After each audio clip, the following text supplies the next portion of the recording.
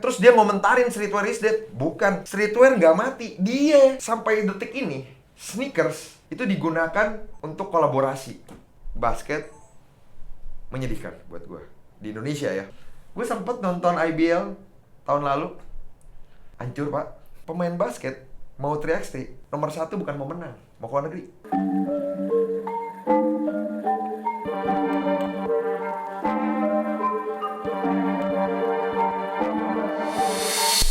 Makanya nih kan gue udah bilang nih, bikin tuh yang polos-polos aja, ya kan, laku-laku aja begini mah, lu mau cetak 1000 juga laku. Jadi lu mikirnya gue pintar gitu. Jadi mesti dikasih tahu dulu nih ke teman-temannya, kalau dipikir gue pintar juga itu salah ya kan. Gue kan cukup ngejelasin dari point of view gue aja. Yes. You know. Sneaker culture ya jelas sih kalau kita ya di sudut pandang gue ya, gue ngeliat sneaker culture mungkin pertama kali dari tahun 2006 sampai sekarang 2020, 14 tahun 14 begini. Developnya ke level yang benar-benar menurut gue hampir nggak mungkin untuk dipikirin aja, udah nggak mungkin gitu loh. Tiba-tiba ada di level dimana akhirnya brand-brand dari luar buka toko di Indonesia. Ya kan ada Atmos tuh tahun diri dari Jepang begitu besar, ada Invincible dari Taiwan, dan dengar-dengar lagi mungkin katanya mungkin ada limited edition nanti yang dari Singapura itu bakal buka. Itu berarti kayak marketnya di Indonesia tuh dan culture-nya tepatnya udah develop ke level yang luar biasa sih. Segitu gilanya. Ya kalau brand gede udah mau masuk ke kita itu kan berarti lu punya tempat lahan cari duit lu, orang yang ada di industri itu banyak banget. Nggak mungkin kan lu mau invest di negara orang, lu bakal ya udahlah kita coba-coba aja. Enggak, justru dia mapping Indonesia karena marketnya gede banget. Proyeksi bisnisnya udah oke ya? Yoi, bisnisnya dia bikin bakal bisa gila banget pastinya. Kalau gue sih mungkin nggak perlu ngingetin apa-apa, tapi mungkin marketnya sendiri ya. Ini anak-anak yang dulunya nggak ngerti apa-apa tentang sneakers, di level sekarang ini mereka akan mulai sih, menurutnya mereka akan mulai belajar sendiri, mulai sadar.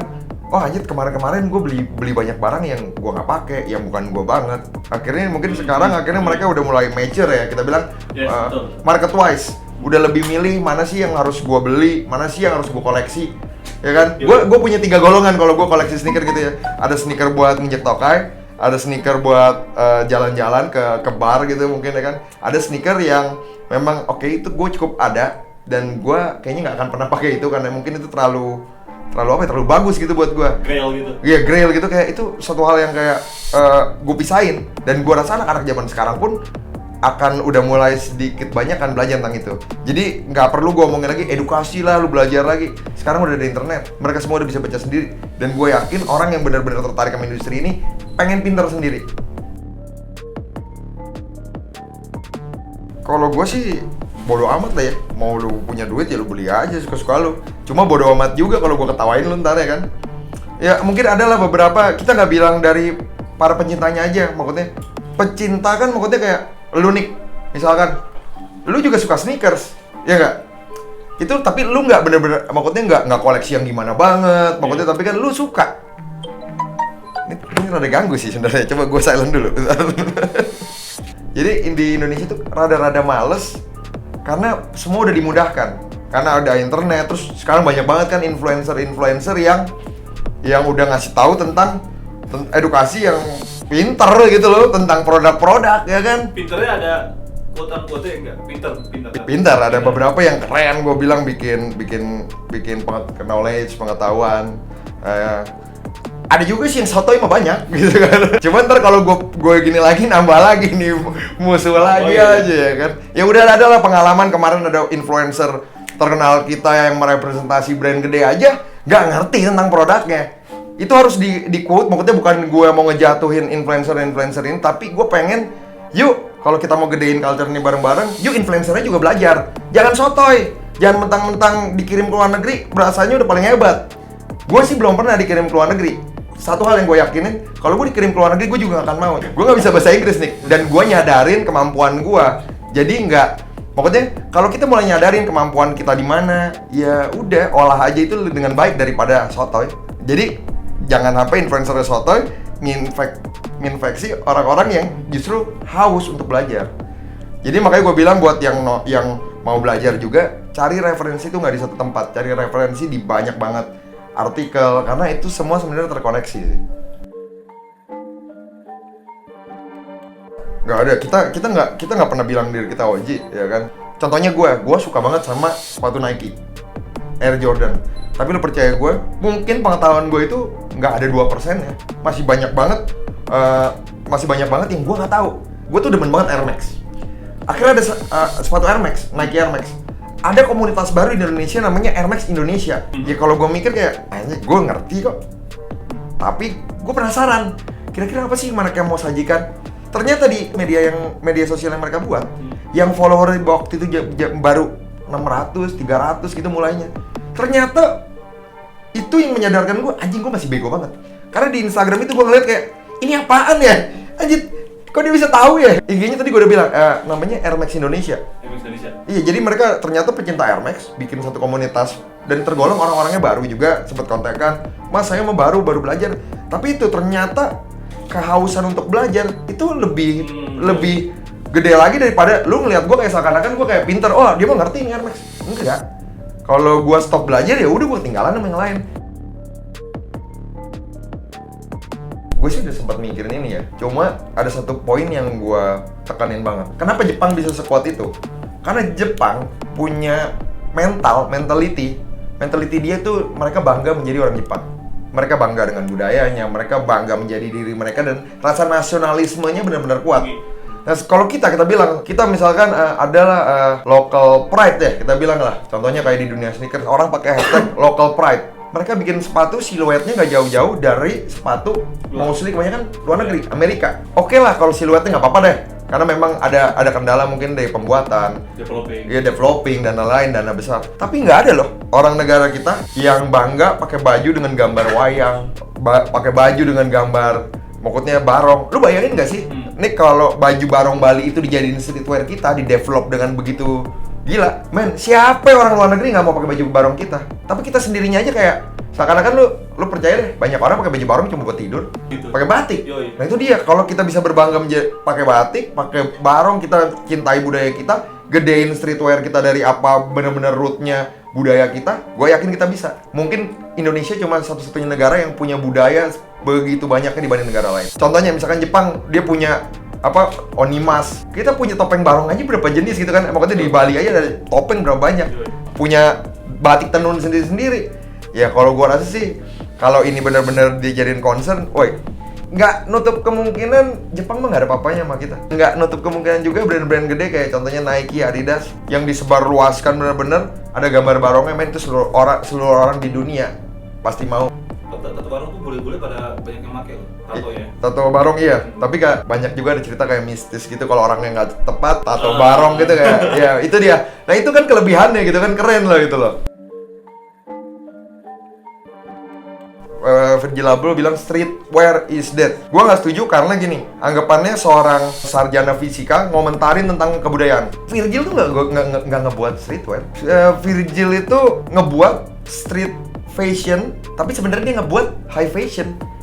Bahasa kasar crossover lah ya sebenarnya. Crossover, tapi ya dia nggak buat streetwear. Dia buat barang untuk keadaan ekonomi tertentu. Terus streetnya di mana? Terus dia ngomentarin streetwear is dead. Bukan, streetwear nggak mati. Dia sama orang-orang yang nggak ngerti, yang nggak bisa ngebedain mana streetwear sama high fashion, yang ngebuat esensi streetwear hilang. Kita streetwear jelas esensinya dari jalan, aktivasinya jelas, ya kan, maksudnya statement yang diberikan jelas. Virgil apa statementnya?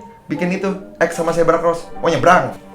Gue nggak ngerti gitu loh maksudnya, ya kan. Dan banyak orang gue yakin banget yang nggak bisa ngebedain sih jelas. Orang-orang anak-anak kalau sekarang tanya, streetwear kayak gimana aja sekarang brand-brand streetwear? Bape katanya, Off-White.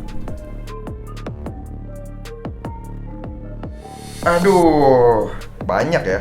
Gue suka Stussy udah jelas lah ya. Itu yang pertama kali. Stussy udah jelas. Surfwear loh itu. Iya. Surfwear awalnya.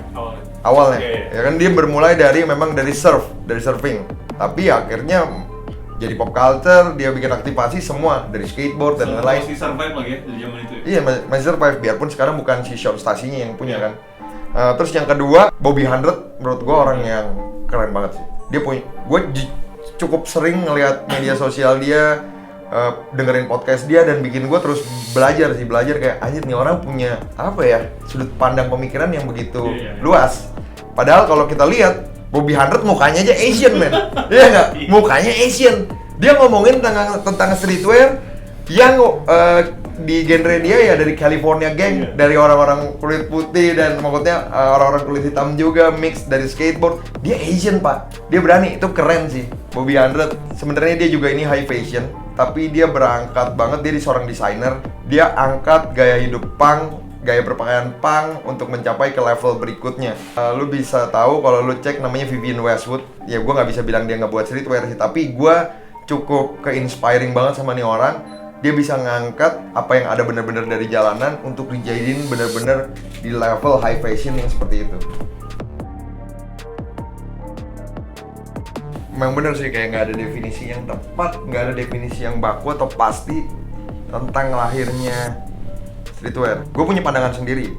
Contohnya kayak gue punya pandangan kalau streetwear lahir dari gaya hidup punk, leather jacket, stout, kayak statement kayak mereka nggak mau diganggu, punya statement bahwa kita beda, kita punya gaya hidup yang berbeda. Terus lahir lah mungkin ada skinhead, ya kan itu juga berbeda kan secara, dan itulah yang menurut gue nyata lahirnya streetwear. Terus kalau kita lihat lagi definisinya secara Wikipedia juga beda. Ada yang nulis kayak si streetwear ini lahir dari gaya hidup skate, ya kan? Hip hop, nggak ada yang salah tentang itu. Tiap orang punya definisi masing-masing dari tempatnya masing-masing. Mungkin kita kayak di Indonesia juga mungkin akan berbeda definisinya. Tapi ya satu hal yang sama adalah memang ini berawal dari orang-orang yang punya gaya hidup berbeda, yang lahir dari jalanan, punya hal yang berbeda, makanya lahirlah ada graffiti.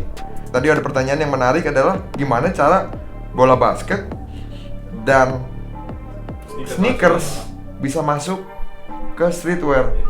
Yang pertama yang pasti kita bilang kenapa bola basket. Mungkin kalau bola basket otomatis kita tahu lah bola basket lahir di Amerika. Kita tahu sendiri semua rakyat mainin bola basket. Makanya akhirnya dapatlah beberapa, misalnya kita bilang ya beberapa blog orang-orang dari kota-kota berbeda yang akhirnya punya statement. Contohnya, gue dari New York. Oke, gue akan pakai Knicks untuk supaya orang tahu gue I'm a New York, ya kan? Gue akan misalkan gue dari Philly. Ya mungkin gue akan pakai baju Philadelphia 76ers, atau mungkin nggak tim NBA-nya tapi baju basket yang mungkin kayak mereka maduin celana baggy karena waktu itu kita tahu lah bersinggungan banget sama hip hop. Mereka akan dengan bangganya menggunakan baju tulisannya Harlem, Bronx, ya karena mereka dari gang-gang paling kecil daerah sono yang paling hard, yang paling tough. Nah itulah statement mereka kenapa akhirnya bola basket bisa masuk ke streetwear. Kalau kita bilang sneakers, itu udah jelas banget, pokoknya apa yang lu pakai kan dari kepala head to toe. Salah satunya sneakers. Tapi pokoknya kayak culture sneakers itu gini deh, banyak orang yang nggak ngerti. Nah, ini yang seru nih. Penting nih. Ini penting banget kayak. Kenapa sampai detik ini sneakers itu digunakan untuk kolaborasi? Kalau kita lihat paling banyak itu adalah sneakers loh. Betul. Paling banyak tuh sneakers kan dari awal gitu kan. Jadi seseorang untuk menginfluence orang-orang yang lain, mereka harus punya sebuah medium. Entah itu pakaian ataupun sepatu. Mostly sepatu adalah hal yang paling disukai sama anak-anak laki-laki di seluruh dunia. Itu fact. Dibanding kaos, lu mungkin bisa aja beli kaos ganti-ganti, tapi sepatu adalah hal spesial. Makanya sepatu menjadi medium yang digunakan sampai sekarang untuk ngasih tahu misi mereka. Kenapa Nike kolaborasi dengan skateboard? Mereka mau kasih tahu, ada skateboard lifestyle. Kita ngangkat di jalanan ini ada skateboard. Kenapa akhirnya Nike misalkan kolaborasi dengan seniman, contohnya tahun lalu deh, kenapa akhirnya diangkat beberapa desainer perempuan? Karena mereka mau ngasih tahu perempuan juga punya suara, punya kesetaraan. Dan medium yang paling utama, yang paling gampang diterima sama anak-anak muda itu adalah sepatu. Kayak gue kalau misalkan gue disuruh belajarnya dari medium buku, mungkin gue nggak akan puas ya. Gue nggak akan se-entusias itu. Gue adalah tipikal orang yang belajar sejarah tepatnya dari medium sepatu. Dari sebuah sepatu gue belajar bahwa Adidas ternyata itu kakak adik, Adi Dassler sama Rudolf Dassler. Oh ternyata dia adalah pro Nazi. Iya. Ya kan itu ada satu hal yang anjir, gue nggak tahu tentang sejarah ini. Gue kadang-kadang ada give a shit tentang Nazi dan lain-lain. Gue nggak di Jerman, tapi akhirnya Ada tahu sih kantornya deket-deketan mereka di sana. ya itu dia. Tahu tuh. Karena memang awalnya aja kan satu company. Iya. Sebelumnya, Vans itu dari California. Even slip-on-nya aja ternyata Ivan salah nyebutinnya banyak yang salah masih. iya Vans. Ya kan? Kayak Vans itu tahu nggak lu siluet slip-on itu adalah bukan siluet original mereka juga. Karena waktu zaman dulu juga, waktu zaman perang itu adalah sepatu yang digunakan sama tim medik. Jadi sepatu itu udah ada dari dulu. Slip-on itu. Nah, itu gue belajar hal itu dan itu kenapa? Karena anak muda lebih gampang belajar melalui sebuah medium yang kita sukai. Yeah. Itulah kenapa sneaker banyak banget kolaborasi. Karena mereka tahu lu bisa ke-influence even good or bad dari hal yang cuma sekedar sepatu. Makanya banyak orang bilang kayak memang sih pada akhirnya ini cuma sebuah sepatu. Tapi buat gua orang yang cukup tertarik, cukup menggilai ini bukan cuma sekedar sebuah sepatu. Ini adalah bagian dari statement lo, bagian dari pembelajaran lo. Kenapa lo bisa suka dengan hal ini? Lo nentuin misalkan, oh gue suka sama Gravity, oke gue akan nentuin kira-kira ada seorang Gravity creator yang pakainya sepatu ini loh. Oh gue suka banget sama basket, oh man Michael Jordan. Gue akhirnya pakai sepatu Air Jordan. Even maksudnya, medium sepatu digunakan sama Air Jordan itu pertama kali dibuat Air Jordan. Lu harus nonton filmnya yang terakhir Unbound, dan itu cukup membuka wawasan gue luar biasa banyak. Kenapa Jordan 1 jadi sepatu yang sangat dicintai sama semua orang? Karena itu bukan cuma sekedar kayak ini sepatu Jordan, terus di ban nggak boleh dipakai, terus terkenal karena Michael Jordan. Nggak seperti itu. Karena waktu itu di ban, dulu kita tahu bola basket didominasi oleh kulit putih. Waktu Jordan seorang rookie berkulit hitam mau punya sepatu signaturnya sendiri pertama kali oleh perusahaan Nike, di ban itu bukan nge-ban sepatunya, tapi nge-ban semua pergerakan dan kebebasan kulit hitam. Itulah kenapa Air Jordan 1 adalah sepatu yang sangat digilai sampai saat ini, dan banyak orang yang nggak tahu. Betul. Nah itu dia maksud gue, itulah kenapa sepatu yang begitu receh lah, kita bilang begitu simple, ini mah ABG lah, anak muda bisa. Ibu pakai G10 loh. Sekarang ini Iya dong. ya kan maksudnya, man itulah ya kayak gue bilang, ini is not just a shoes, man. Lu bisa punya sesuatu yang luar biasa dari hanya sekedar sepatu. Dan itulah akhirnya gue selama 1 tahun kemarin gue cukup menarik diri dari sneakers. Karena jujur udah boring banget, nggak ada something yang spesial, didominasi sama Virgil Abloh dan kawan-kawannya. Menginfluence Kahitna untuk pakai Off-White itu kan kayak, man itu kayak something yang menurut gue kayak, aduh ini kayaknya udah di luar track deh. Nah itulah akhirnya gue di tahun lalu berhenti, minggir sedikit, gue mencoba belajar, dan akhirnya itulah yang menyebabkan gue akhirnya bisa punya sebuah kolaborasi sama Lik. Gak, gue bukan apa, tapi at least gue pingin apa yang gue ciptakan juga bisa menginfluence. Yang gue pingin positif, tapi gue selalu bilang satu hal bisa menginfluence either good or bad. Ya kalau gue bisa pikir untuk menginfluence yang good, kenapa enggak? Mungkin gue ceritain sedikit, di bola basket gue bukan pemain yang bagus dan gak pernah jadi pemain yang bagus. Tapi gue dari dulu sampai sekarang gue masih cinta bola basket, masih main juga. Cuma buat menolak untuk berhenti gitu loh. Biarpun bener-bener udah gak bisa atau apa. Menolak tua gitu kan. Masih tetap berada di masa kecil. Tapi jujur ya, basket menyedihkan buat gue. Di Indonesia ya, bukan di dunia. Dunia mah gila banget. Jadi waktu zaman dulu, gue SMP, SD gitu ya, gue itu zaman dulu nggak ada handphone kan, cuma orang-orang yang paling kaya di daerah lu doang yang punya handphone, ya kan. Jadi kita selalu ngumpul di lapangan basket dan tiap hari kita main basket. Jadi misalkan pulang sekolah jam 12, jam 3 tuh udah nongkrong di lapangan, ya nggak? Dan lapangan tempat gue main dari kecil sampai sekarang tuh sama nih sampai sekarang. Bedanya adalah lapangan ini sekarang kosong, nggak ada siapapun yang main, nggak ada satu orang.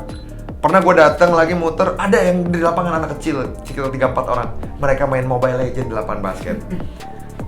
Sedih gue jujur. Jujur gue sedih. Dulu gue nonton IBL, ada pertandingan Aspak lawan Yonsei, itu gue sekomplek kali itu. Wah, nonton rame-rame. Gila, bisa 30-40 orang. Ngeliatin begitu kerennya, ada masih zaman dulu ada Mas Lolik gitu kan. Wah, gila tuh, kayak nonton IBL tuh sesuatu yang spesial dan rame. Gue sempet nonton IBL tahun lalu. Hancur, Pak. Gila, gue bilang ini pertandingan IBL apa divisi 3 aja. Gue bilang gak ada yang nonton. Yang nonton ya cuma paling saudaranya yang main, temennya yang main, ini yang main. Final juga gue datang. Rame memang.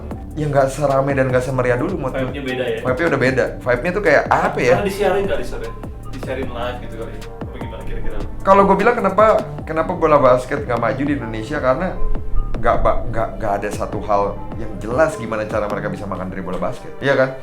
Menurut gue kompetisi yang paling gampang deh. Sorry itu saya maksudnya gue nggak berhak mengkritik IBL, tapi ini pemikiran gue aja. Kalau gue mau bikin liga, yang paling utama gue cari adalah sponsor. Mau nggak tapin yuk sponsor? Gimana cara kita bisa ngasih yang tadinya 300 juta hadiahnya jadi 5 miliar? Itu dulu. Baru yang bawahnya dibenerin. Kalau sekarang diperbagus tapi hadiahnya tetap 300 juta, ya mau sampai kapan? Udah bertahun-tahun nih ya. Gue ngelihat hadiah MVP cuma 5 juta, 10 juta. Buat apa lo jadi MVP? Lo coba dapat 5 juta, 10 juta gitu loh maksud gue. Ya hal-hal kayak gitu yang menurut gue bikin nggak berkembang. Kelihatannya kayak apa ya? Kayak emang siapa yang mau kasih sponsor? Ya kalau lu nggak coba lakuin dari sekarang, ya udah sampai seumur hidup begini aja. Dan gue rasa bola basket bisa jadi punah dari Indonesia. Sekarang mungkin udah ada yang baru ya, ada 3x3 menyedihkannya gini, pemain basket mau 3x3, sorry to say ini, nomor 1 bukan mau menang, mau keluar negeri. Fact buat gua. Karena apa? Karena nggak banyak pemain basket yang finansialnya udah cukup bagus. Jadi keluar negeri itu jarang-jarang. Jadi achievement luar negeri. Akhirnya menang kalah ya udah.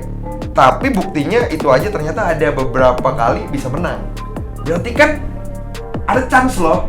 Ada chance loh kalau pembinaannya diseriusin lagi. Wah gila sih gue bilang bola basket. Ya mungkin sih bakal banyak yang hujat sih. Ini kalau di post di yang basket ya, anjing lu sih bukan siapa-siapa memang. Ini makanya gue bilang, gue bukannya mau ngajarin, tapi ini pemikiran bodoh gue aja dari seorang orang bodoh. Ini loh kalau gue kayak gini, ya gue nggak tahu bisa apa enggaknya. Pengennya sih. Ya kalau komentator harus siapa-siapa, maka dulu di komentator. Ya itu dia kayak kan.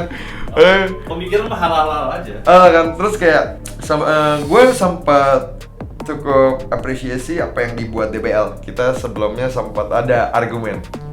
Sedikit argumen. Kayak sistem pembenahan ini menurut gue keren. Dia setup berapa yang nonton, dia setup berapa yang orang yang harus jadi official lengkap, udah pakai sepatu, pakai kemeja ya kan. Itu menurut gue satu hal yang harusnya kalau ini dilanjutin lagi sampai ke level tertinggi, semuanya mau koordinasi dengan baik, bakal bisa gila. Nah, gua rasa harus dipikirin lebih baik lagi. Jadi supaya DBL yang menurut gua bagus, banyak juga yang jadi punya stereotip DBL adalah pertandingan basket antar sekolah-sekolah Kristen swasta jadinya, benar nggak? Iya nggak?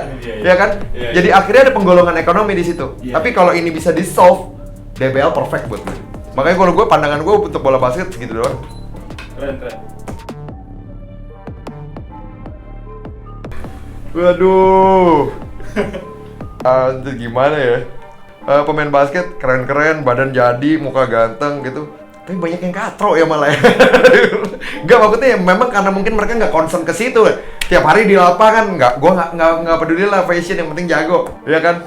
Tapi gue demen banget sih dari zaman dulu sih, gue demen banget sih Kelly ya kan? Purwanto. Kelly Purwanto, Mas Pur tuh dari dulu udah tato. Wow, itu udah paling, pokoknya kalau dia udah datang ke lapangan, nggak usah dia main satu hari double triple double, ngeliat di lapangan aja tuh udah enak. Lu cowoknya nggak boleh. Ya kan, cuma ya gitu aja, cuma suaranya kecil aja. Apa sih Sir? Gitu kan orangnya Mas Pur. Apa sih? Gitu. Ya kan, tapi maksud gue kalau gaya berpakaian dan attitude dari Mas Pur bisa diadaptasi sama teman-teman yang lain sih, Ajit keren banget ya. Keren. Iya kan, keren. Karena nggak banyak loh, mungkin cuma Kelly doang apa?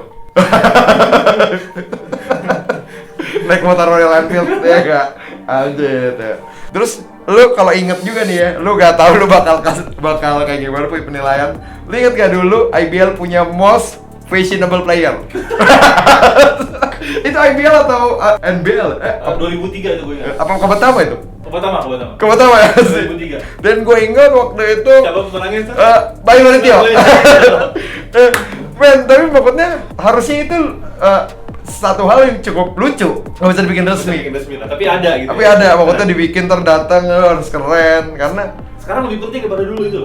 Iya, sekarang lebih penting menurut gua. Bikin. Itu jadi nilai jual pemain, ya kan? Yes. Pokoknya kita bisa ngebenerin bola basket kan kita tahu sendiri tadi keuangan cukup memprihatinkan kan. Lu bayangin nggak pemain IBL tuh ada 20 orang satu tim. Di Indonesia ada berapa tim? 10, 200 orang. Setidaknya nambah 200 influencer kan bisa nambah duit. Bener dong kalau mereka fashionable loh. Iya kan? Kita mikir bego aja ya kan. Setidaknya lu dapat endorsan, dapat duit ini ya kan. Gitu sih. Cara ngomong. Komunikasi ya. Tapi cara ngomong mesti diajarin sih aneh juga ya. Maksud gue Cara komunikasi ya. Kalau cara ngomong jangan lah ya. Terus terang masih banyak yang agak gimana gitu. Tapi gue ada satu nih tentang bola basket, gue masih nggak ngerti kenapa Abraham Damar diskors. Jangan gue ngomong sana. Iya, tapi gue nggak tahu. Gue pengen coba. Ini kan lu kan punya YouTube. Gue pengen dong. Jujur, gue pengen banget bertanya gitu loh. Gue di video yang ditampilkan itu gue nggak ngelihat hal kenapa Abraham Damar harus. Kan nggak jadi diskors. Oh, nggak jadi diskors ya. Tapi kenapa dia mau diskors saat itu? Karena menurut gue itu attitude seorang pemain. Kalau lu batasin attitude-nya, lu batasin dia di dalam lapangan juga. Jadi kalau menurut gue nggak ada yang salah sih dengan apa yang dilakuin Abraham Damar. Gue pernah lihat Russell Westbrook ngelakuin hal itu. Gue ngelihat LeBron James ngelakuin itu dan menurut gue nggak ada yang salah. Lu bayangin kan, lu menggebu-gebu pingin menang, tiba-tiba lu kalah, kekecewaan. Ya menurut gue tuh hal yang lumrah, kecuali dia kayak ngeluarin. Ya, kecuali lu ngeluarin umpatan-umpatan yang nggak semestinya, lu berdiskus boleh. Tapi kalau gue lihat, gue nggak tahu kenapa, harusnya enggak deh. Tapi mungkin ada orang lain yang bisa ngejelasin ke gue. Mungkin ya kan di komen di bawah ini, ntar gue bisa baca kan. Bisa. Jadi pertama kali gue sebenarnya Malik tuh udah 1,5 tahun lalu gue bikin sepatu, bikin bentukannya kayak skate gitu. Nah developnya cuma 3 bulan. Pas jadi di tangan gue gitu kayak gue ngerasa kayak gue main skate enggak. Gue nggak ngerti kenapa hal ini bukan gue banget nih. Oh jadi nggak langsung ke sepatu basket itu? Nggak langsung ke sepatu basket. Akhirnya terus gimana sir kata orang dari league mau kita rilis. Gue bilang kayak mas kayaknya ini bukan saya banget deh. Lu sampai jadi sampel? Udah jadi sampel. Gila. Gue kayak sorry banget nih, kayaknya nggak saya buat deh. Ya udah gini aja, kamu tuh jujur aja ke kita maunya apa, kamu tuh sukanya apa. Hal pertama dia bilang sukanya apa adalah gue bilang gue suka basket. Nggak langsung diiyain. Mereka berpikir sebenarnya banyak ke konsekuensinya. Pertama adalah siapa lu? Gua nggak main, gua nggak ada juga di industri bola basket. Di skenanya nggak ada. Memang udah satu hal akan banyak banget pro kontra. Lebih banyak ke kontranya. Kayak siapa yang mau pakai sepatu lu bukan siapa gitu. Iya. Ya, tapi gua waktu gua ngebuat sebuah produk, ngebuat sebuah hal, gue pengen satu hal yang gue selalu punya pedoman adalah gue pengen jujur. Jadi waktu ditanya apa, gue pikir gue mau sepatu basket apapun konsekuensinya. Gue mulailah building dari gambar kasar, diulang, dibikinin lagi, direvisi, akhirnya jadilah sepatu basket. Dari situ gue sadar juga kalau gue nyiptain sebuah sepatu basket dan gue bukan seorang pemain basket, gue make sure gue punya misi yang tepat. Gue make sure juga gue punya message yang tersampaikan dengan tepat. Jadi waktu kolaborasi ini, gue tuh punya 3 misi sebenarnya. Yang pertama adalah, lu nggak harus jadi pemain yang benar-benar hebat, ataupun lu jadi pemain kelas dunia, ataupun lu jadi siapapun di industri ini untuk bisa mencintai bola basket. Itu yang pertama. Setuju. Ya kan? Yang kedua adalah stereotip tentang bola basket, sepatu bola basket mahal. Sepatu ini, gue udah ciptain udah tandakan cost banget. Itu harga jualnya di 900.000 nih. Dan adalah benar bahwa stereotip di Indonesia bola basket itu olahraga mahal. Karena sepatunya aja udah mahal. Betul. Tapi gue akhirnya mulai berpikir, gue keinget, gue tuh dari kecil rumah gue tuh dekat sama kampung gitu. Gue punya teman namanya Iyoy. Dia tuh teman gue dari kecil. Dia memang dari kampung. Dia hidup, ntar akan akan gue share videonya ntar lah pas udah mau rilis. Jadi memang dia hidup di atas kali gitu. Oh, bagian dari campaign tadi. Yep. Dan memang hidupnya golongan ekonominya tergolong bener-bener susah. Tapi pada saat itu dia mulai main basket dari nyeker sampai ngumpulin duit dari gaji-gajinya serabutan untuk beli sepatu basket. Jadi stereotip tentang olahraga mahal itu bisa dipatahkan kalau memang lu benar-benar mau.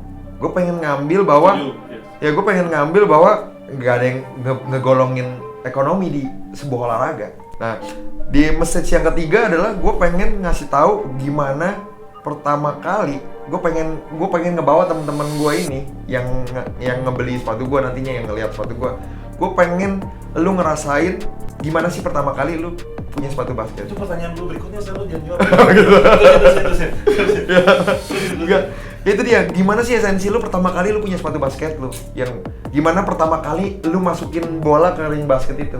Itu yang pengen gue balikin. Jadi gue punya 3 misi yang menurut gue, oke, gue bukan siapa-siapa, tapi at least gue punya 3 misi yang cukup kuat. Makanya gue akhirnya gue beraniin, gue jalan untuk bikin sepatu basket. Kalau gue sih selalu gini ya, dalam ngelakuin sesuatu, gue punya satu hal yang paling penting gue pegang adalah loyalty. Loyalty. Itu value tertinggi lo. Itu value tertinggi gue. Karena contohnya untuk bekerja sama, kenapa gue jarang banget kerja sama brand? Karena waktu gue memutuskan untuk bekerja sama sebuah brand, gue akan benar-benar ngucurin semua yang gue punya untuk mereka. Jadi yang lo dapat bukan cuma sekedar seorang buzzer di sosial media, karena muka gue nggak cukup ganteng untuk jadi buzzer di sosial media, ya kan? Jadi maksud gue pengen lo belajar yang gue udah punya. Gue pengen orang-orang ini benar-benar dapat sesuatu dari gue. Tapi kebanyakan gue lihat kayak orang-orang itu terlalu gampang berpindah haluan sampai jilat ludahnya sendiri. Makanya kalau menurut gue harus deketan gitu nongkrongnya sama gue, biar gue kasih tahu mana namanya loyalty dan mana yang harus dibayar waktu lu kehilangan loyalty lu. Lu bayar pakai darah, itu salah satu yang terjadi di jalanan. Kalau lu nggak bisa setia sama loyal sama satu orang yang baik sama lu, akan ada orang lain yang pukul lu dari belakang. Itu doang sih yang gue pengen kasih tahu ke mereka. Thank you sir for coming nih, 125 kilo aja. 125 kilo untuk video ini doang ya. Video doang ya. Berarti ya. Thank you buat lu sih lebih ngargain segala pemikiran lo yang kita sharing di sini ya. Keren banget. Thank you. Yoi. Jadi